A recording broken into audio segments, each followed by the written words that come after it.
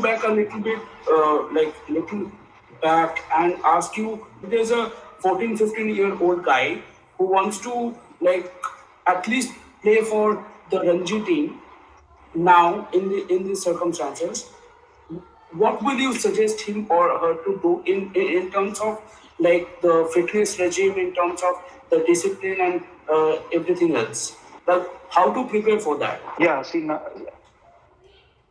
I think since it's very, very competitive now, and a lot of professional training has involved. I see 10 and 12-year-old kids taking personal coaching, and I think at the age of 15, 16, people have hired professional trainers, dietitians, and personal coach, and they have made a small cricket net in their backyard, and they have a bowling machine, and they have a person who's throwing them balls every day. So with that kind of preparation and the parents involved, because if you don't have your parents backing you, it's very difficult to have all these facilities. So with that kind of professionalism in the game, in any sport, it's not just cricket. I see other sports also doing really, really well now.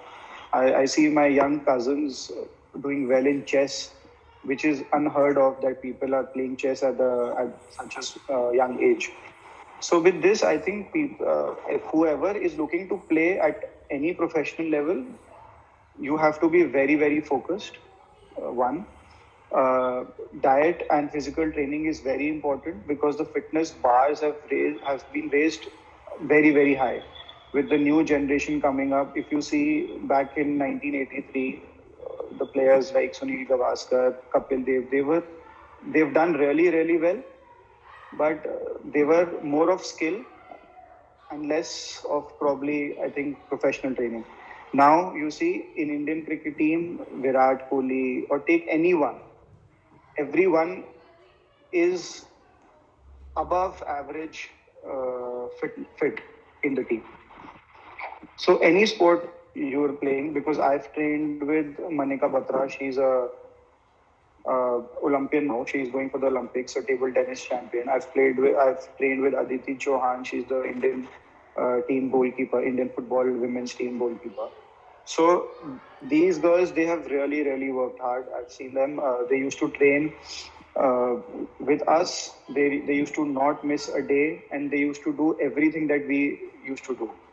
So with that level of commitment is required. And one thing I would suggest each and every child who's playing a sport, that do not leave your studies. Studies are equally important because after a certain point of time in your life,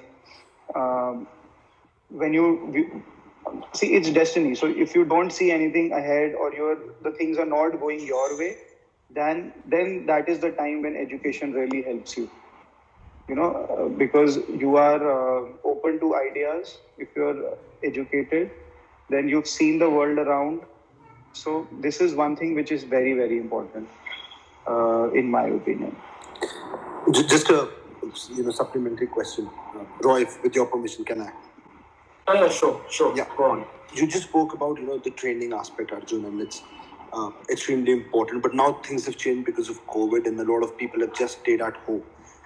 In these circumstances, what do you suggest young cricketers, girls and boys, what they should do? What kind of skill they should work on while they're at home? Because you actually need a pitch, if not a ground, to play. And a lot of people coming from tier 2 towns or tier 3 towns will not be able to afford that kind of circumstance. Then what should one do in these circumstances?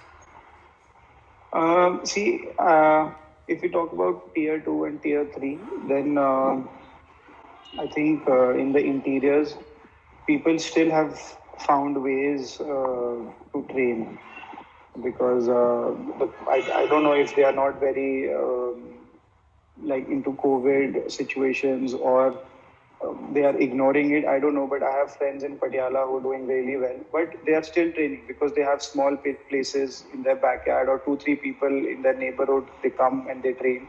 And also online training has really come up. The trainers, if I'm connected to the Delhi Cricket Association still, and the trainers there, They are taking batches. They are taking 2 to 3 players at a time. They've given time slots and they are training them. So even if you're at home and if even if you don't have any equipment, then there are ways that you can still train. And also at this time, especially when you are just stuck at home and you are not able to do anything, it's very important to be in a very good frame of mind. That is when your sports psychologist they come in play. And so yeah, the Cricket Association has given a number of sports psychologists also, that if you're feeling low or if you're feeling anxious, you can just give the psychologist a call and he will probably try to help you. But more than the physical aspect, it's the mental aspect in these COVID times. If you're even if I see the Indian cricket team, so they had to quarantine for 7 days before any tour, so which nobody has ever seen. So staying in a room for 7 days is very difficult. I tried, I couldn't do it. So that is when the mental aspect comes. You have to be happy. You have to keep talking to people. And whenever you get time, you can still find ways to train at home with the help of a trainer or a friend who's doing well. And yeah, so there are other things that can be done. There are small drills that a bowler or a batsman or a wicket keeper can do at home. So there are a lot of aspects that can be taken care of, but one should not uh, leave training or or his physical training. And Arjun, you spoke a bit about the education and importance of other career aspects. So how from being a cricketer to being to being an entrepreneur right now, how did this come up and explain? I mean, if you can just tell us a little bit about that experience, like what made you decide to start Crackbuzz, and Crackbuzz is right now doing excellent. And I just read in the newspaper that day that you have signed some some contract with the with ICC affiliations and stuff. So how did that come out? Like what was the plan behind Crackbuzz? Yeah, so I never thought that I'll get into sports clothing. So this happened while I was playing cricket, and a friend from Nagpur, he called me up and he asked me, Arjun, that listen, I need a few jerseys for my cricket team, a local cricket team, and can you source it for me? So I called a few people and they told me that this is the person who does it, and I got it made for him. So this was, I think, in 2016.